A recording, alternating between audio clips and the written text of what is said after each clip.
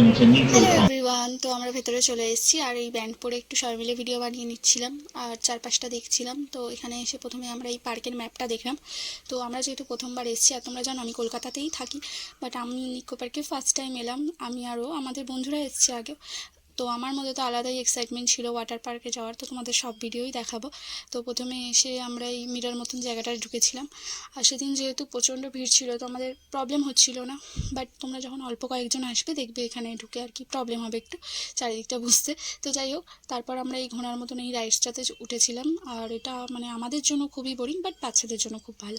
তো তোমরা একটু চেষ্টা করবে সবসময় অফলাইনে আর কি টিকিট না কাটার, কারণ অনলাইনটায় টিকিটের দাম অনেকটা কম পড়ে। আমরা যেরকম ধরো 720-তে সব কিছু আর কি ছিল, ওয়াটার পার্ক আর অল রাইডস ছিল, তো সেটা অনলাইনে আমরা কেটেছিলাম বলে। আর অফলাইনে সেটা 1200। তো ওটাই ভালো না, যে মানে অনলাইন টিকিট কাটা।